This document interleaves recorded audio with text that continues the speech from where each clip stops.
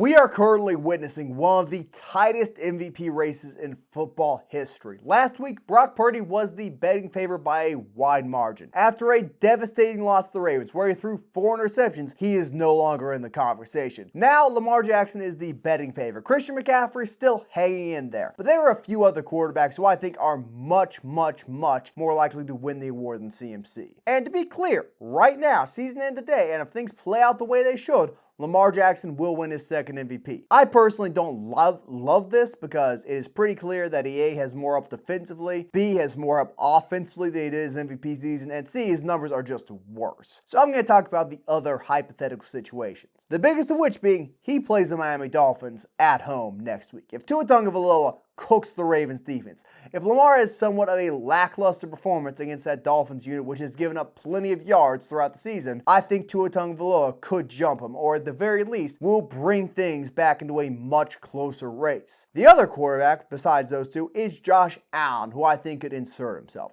If he plays great the final 2 weeks of the season, if he just dominates the Patriots, which he should, well, granted, the Patriots have a good defense, but he still should dominate them, and if he beats the Dolphins in convincing fashion, which he threw for 300 some yards, 50 rush yards, and 4 touchdowns with no interceptions the first time he plays the Dolphins defense, there's a real chance that happens too. The way I see this, it can go 2 ways. One, the Baltimore Ravens beat the Dolphins next week. If that happens, regardless of how Lamar plays, he can throw 12 interceptions. It wouldn't matter. Lamar will win MVP if the Ravens win. But if the Dolphins win, it opens up a lot of other possibilities. It opens up Tua Tagovailoa and Josh Allen to win MVP. In terms of who is just 100% most deserving of the award, I would legitimately say Myles Garrett has a shot. He has been the cornerstone of one of the best Browns defenses in football. If not for him, Tyreek Hill. He is a big part of why that Miami Dolphins offense has been so revitalized. If he gets 2,000 receiving yards, he conceivably could insert himself in the conversation. That won't happen. None of these quarterbacks, I think, are truly comparable to other MVPs in the past, though, but I think there are 3 clear frontrunners. A non-quarterback is not winning it this year. Now all of a sudden you're a man of objectivity saying that Lamar Jackson is going to win the MVP. I mean, he's minus 150. I'm saying that because Las Vegas is telling me to say that. I was fully expecting you to come out here guns a-blazing, going for your guy Josh Allen. I prepared a whole argument against him, and I have a reason why even if he performs well, he shouldn't even be close to the MVP discussion this year. I bring in the discussion because you came out a little flat on this one. Oh, you look at the games that the Bills have won. They've won some big games recently. It's not because of Josh Allen against the Cowboys. It took a 180-yard performance from James Cook to win that game. I hate to break it to you. Why do you think James Cook had 180 yards? Because they were lining up too deep every play, scared poopless that Josh Allen was going to cook them over the top. That James Cook performance does not come in a vacuum. Continue. You barely beat the Chargers, who are trotting out Easton Stick at quarterback. Respect the defense Easton Stick. has been pathetic all season long. They fired He didn't put up good numbers. He had a touchdown and an interception. Not a good performance there. The Chiefs game didn't put up good numbers. Kadarius Toney lines up on sides. You lose that game. Over the course of the Bills kind of getting back into the swing of things, and I expect them to win over the last 2 weeks and make the playoffs. I think that is going to happen. It has not been because Josh Allen has been the most valuable player in the NFL. It's because they finally established a run game. Their play calling is improved on the offensive side of the ball, and the defense is playing better and finally getting in a groove after losing all those key injuries early in the season. Let's not pretend that he did not outplay Patrick Mahomes when they played the Chiefs. Let's not pretend that him being the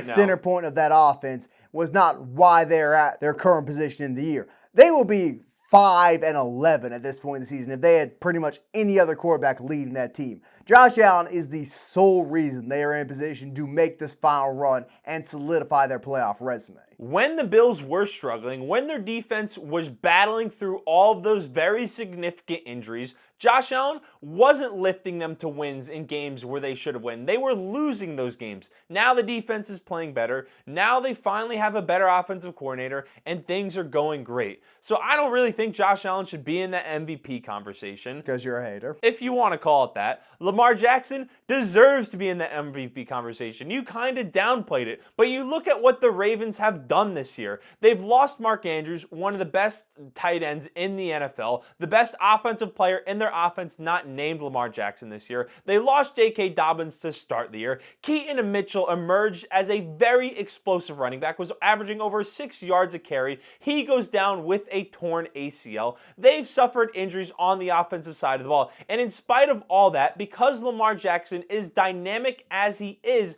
they've still been winning. And you look at the games they've lost this year. They lost a 2-point game to the Browns, close one that they should have won, made a few mistakes late in the game, and the Browns, who are a very good team, squeaked it out. They lost a game to the Steelers when the receivers dropped 7 passes, and they went to overtime with the Colts and lost that game. So every game they've lost this season has been close. Lamar Jackson has been elevating that offense all season long, most recently against the 49ers, who have an elite defense, one of the best 3 defenses in the NFL. He puts up 200 yards passing, 2 rushing touchdowns, 40 yards rushing, and averages 6 yards a carry against one of the best defenses in the NFL, and got the wins. I'm glad you mentioned defense, because Lamar is one of the best defenses in football. You can say, oh, look at all the injuries they have. The injuries don't matter for the defensive side of the football. Lamar Jackson's not lining up as the middle linebacker. Roquan Smith is, and he's been carrying that Ravens team as being one of the 3 best in football. He has greatly bolstered Lamar Jackson's MVP odds. Why are they winning all these close games? Why have their only losses been competitive? Why do they have 12 wins? Well, a big part of that is because they got one of the 3 best defenses in football. Also, let's not pretend like you aren't an Odell Beckham fan. Let's not pretend like you didn't hype that man up going to the Ravens. Let's not pretend that Zay Flowers has been one of the 2 or 3 best rookie wide receivers in football, who has been great in his first season, only surpassed by Puka Nacua and maybe Jordan Addison. Let's not pretend that has not been a factor. Let's not pretend Gus Edwards has not been averaging an incredibly efficient 6 yards a carry. Let's not pretend that. And finally, let's not pretend that Isaiah Likely has not stepped up in a big way, both as a blocker and a receiver in Mark Andrews' absence. Lamar Jackson still has help. He may be elevating this Ravens offense somewhat, but he still has plenty around him. Meanwhile, you got Josh Allen, who was saddled with James Cook, who looked like a bust coming into this year, and thankfully he's been able to up his game, in large part due to the threat that Josh Allen is. You got Stephon Diggs, who is a head case and a diva and has not been productive for a majority of the season. You got Dalton Kincaid, you got Dawson Knox, 2 tight ends who some have called mid. They've certainly been calling Dawson Knox mid, and yet here we are. Here we are where the Bills can still make a playoff push. But we are getting really far away from the quarterback I actually think is going to win MVP. We have delved into the 2nd and 3rd place finisher. Let's talk about Tua for a minute. The man everybody doubted. The man Mike McDaniel has finally given the reins of the offense to and is absolutely cooking. The narrative that he can't throw the deep ball, non-existent. He's one of the best deep ball passers in the NFL. The narrative that he can't run an on-time offense and can't sustain hits in the pocket to complete passes, gone. He is setting up every single part of that Dolphins offense. The reason Raheem Mostert has the numbers he does is because Tua is putting him in position to succeed. He is not selfish. He is not egotistical. He does not need to throw the pass and touchdowns. He is comfortable letting his team run into the end zone. He has made Jalen Waddle better, and he has made Tyreek Hill better. Tyreek Hill never had a season like he had this year on the Kansas City Chiefs. You can laugh and scoff at that, but at the end of the day, the numbers do not lie. An expression you used in our last video. The numbers do not lie. Tyreek Hill has been better this year with Tua Tagovailoa than he was any year with Patrick Mahomes. Why is that? Because Tua is elevating those around him. If Tua Tagovailoa beats the Baltimore Ravens, cooks their defense in Baltimore next week, he will be your MVP. Well, if you think that Brock Purdy shouldn't be the MVP, you can't think that Tua should be the MVP. Wrong. Because they're a different version of the 49ers offense. They have someone, whether you think Tua's better, whether you think Brock Purdy's better, they're very good game managers. They're very solid quarterbacks playing with elite weapons. Tyreek Hill is the most electric receiver in the NFL. Jalen Waddle is a very, maybe the 2nd most electric receiver in the NFL. And Raheem Mostert has, 20 touchdowns this season? Planted. Devon Achane is averaging 7 yards a carry. They have explosive weapons all over that offense. So don't act like it's any different from the 49ers. Mike McDaniels, I love Mike McDaniels. I love the Dolphins, but you're making a case for Tua as the MVP. He's not the MVP. Also, I let you just speak, and now you're just talking. I'm saying clown take. You're saying preposterous stuff. Brock Purdy had 4 elite weapons, an elite offensive coordinator, and the best offensive line in football, arguably. And you're going to sit there and say, oh, the he's in a 49ers don't have the best situation. offensive line in football. They have one of the best. There was a conversation No, they're not. with Trent Williams. Not they even had clown take. See, again, you don't know football. It's okay. I do a podcast with you. I understand the shortcomings of your game. The 49ers have everything. Tua Tagovailoa, 2 elite wide receivers, great offensive coordinator, great offensive mind. Their O-line's not good. Their running backs are a product of the Tua Tagovailoa and Mike McDaniel system. You take Christian McCaffrey out of that offense, he is still an elite running back. You take Raheem Mostert out of the Dolphins offense, you don't know his name. He's a 32-year-old who is past his prime and struggling to get carries on 29 other teams who don't properly utilize him. That is 100% of Tua Tagovailoa. To compare the 49ers offense, the masterclass Kyle Shanahan puts on a weekly basis, to what Tua Tagovailoa is doing, you make me sick. Yeah, Adam, I mean, you can say the same thing for Tua. What happens if you put Tua on the New York Football Giants? What happens if you put any quarterback on the Giants? Probably not good things. Everything you said is ridiculous. I full-heartedly believe what I said. Now, to say, does Tua have a chance at the MVP? I do think he has a chance because he has an opportunity to play the Ravens and then play the Bills. If in both of those games he throws for 3 touchdowns, plays out of his mind, Lamar Jackson looks bad, Josh Allen looks worse, then yes, he's right in the thick of the MVP discussion. I just believe when it comes to analyzing the Dolphins and to him being another version of Brock Purdy and the 49ers offense, I do believe those things. You are an insane person. You know, the Justin Herbert, Tristan love takes. Like, you are the Theo Ash of the small TikTok NFL content creators. You know, you will never accept that your man Justin Herbert just can't compare to Tua. What is Justin? That is why you hate Tua. No. The comparison has always been there. You have been a big Justin Herbert guy. And hey, I have a lot of respect for Justin Herbert. He is easily one of the 32 best quarterbacks in the NFL. I don't hate Tua, but he's not the MVP. If he beats the Ravens next week and cooks them on offense, he is the MVP. If he cooks them on offense, then Tyreek Hill may be the MVP, depending on what he does. But then again, the Dolphins won a big game without Tyreek Hill on the field, so then that kind of ruins Tyreek Hill's conversation. Let's also briefly touch on the non-quarterback skill players, because really, there's 3. Can I say something about McCaffrey? Because I agree with. I've come around on the whole McCaffrey thing. I kind of believe the hype, and he is the most valuable player on the 49ers offense. But when you take a look at the last running back to win the MVP, and that's Adrian Peterson. The GOAT. With Christian Ponder at quarterback, who threw 18 touchdowns, with 12 Percy interceptions. Harvin as his number 1 wide receiver. Percy Harvin, I can't even name the second receiver. And then you take a look at the 49ers, and you have a quarterback who's thrown 29 touchdowns. You have Deebo Samuel. You have Brandon Ayuk, and you have George Kittle. And the games you lost this season are when Deebo Samuel's been off the field and when Trent Williams goes out with an injury. That also hurts Christian McCaffrey's case, in my opinion. There is no argument for Christian McCaffrey to win MVP. If you are going to win the MVP and not be a quarterback, if you're going to be a running back who wins MVP, you have to be your team's offense. You can't be part of a system. You can't be some guy who boosts the offense, sure, but is playing into something which already exists. The 49ers had a great offense last year when Christian McCaffrey wasn't playing for him. If you take Christian McCaffrey on this team, replace him with, say, Aaron Jones, who's a very good running back, but I don't think many people would argue is top 5 super elite, they're winning the same number of games, maybe 1 less. Meanwhile, if you go back to 2012, when Adrian Peterson, the last running back to win MVP, the last great running back maybe,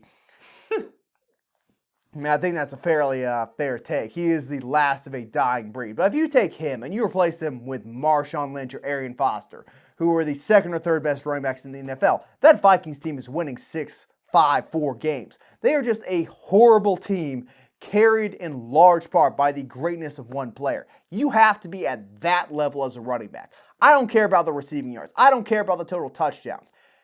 Day in and day out, game in and game out, every single team who was playing the Vikings that year knew they were going to have to stop Adrian Peterson. Put 9, 10 men in the box even, would send 1 out wide to cover the wide receiver, and Adrian Peterson would steal him for 130, 140, 200 yards.